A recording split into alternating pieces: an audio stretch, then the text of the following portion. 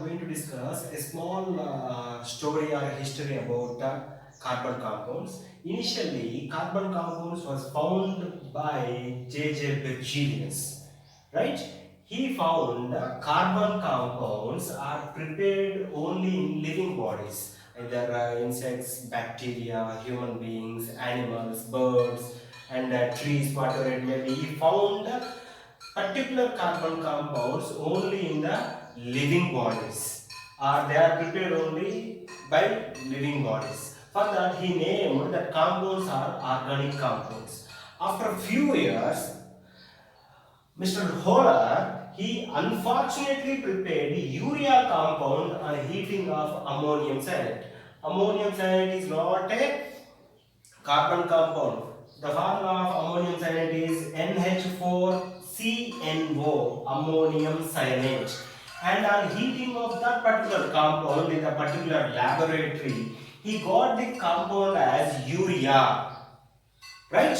So this particular urea is the best example for carbon compound, especially we are using as a fertilizer, right, children?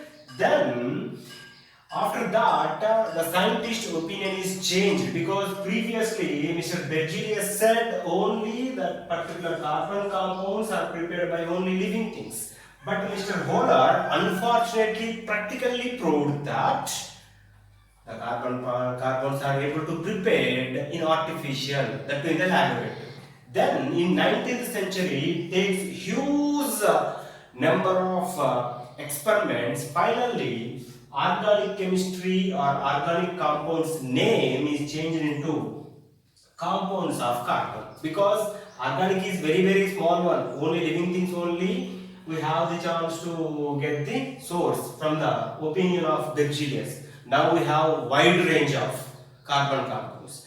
For that, I am going to see the examples in food compounds, especially carbohydrates, fuels, plastics, medicines, vitamins, hormones, and what's not. In all material, we can able to see only carbon existence, and these all are we can able to invented in the 19th century, especially plastic and medicine. These are able to prepared in the laboratory. For that, organic compounds name or organic chemistry name is changed into compounds of carbon. Right, children? Now we are discussing one definition about carbon compounds or compounds of carbon, that is catenation. It is a specified property of carbon, that too self-linking property of carbon to form long chain. Especially if you see the chain, it is having n number of linkings, n number of linkings. That linking property is possible for only carbon to form a long chain. That property we call as catenation. Next we have hydrocarbons. This is the major concept in our entire carbon and its compounds. What is hydrocarbon? Simply compound containing only carbon and hydrogen in their molecules. If you take any carbon, only we have the existence of two atoms. One is carbon, another one is hydrogen. Such type of molecules or such type of compounds we call as hydrocarbons. Right, children?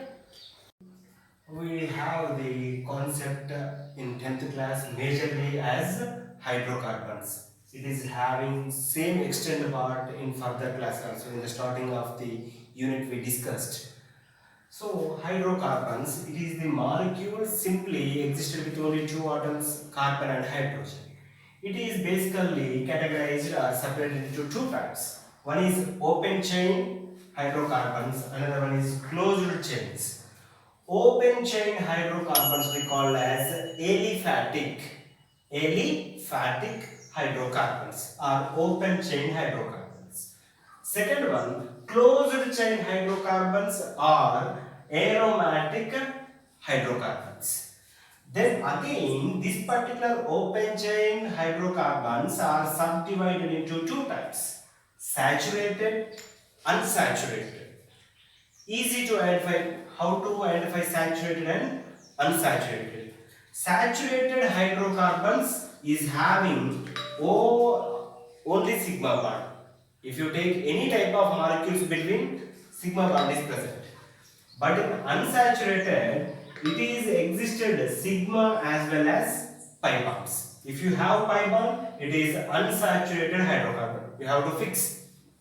Then in saturated, the name of particular hydrocarbon is alkane. If you have hydrocarbon, that too with all sigma bonds in the entire molecule between any two atoms, that type of saturated hydrocarbon name is alkane. They are existed like this. Between carbon and carbon or carbon with hydrogen we have sigma bond always. No pi bonds has to be present. Only sigma bond should be present. Then the general formula for alkenes is CnH2n plus 2. General formula to find the alkanes is CnH2n plus 2. Then coming to unsaturated, it is having sigma bonds as well as pi bonds, right? Then unsaturated is separated into two types. One is alkenes, another one is alkynes. How to identify? In alkenes, at least one double bond between any two carbons.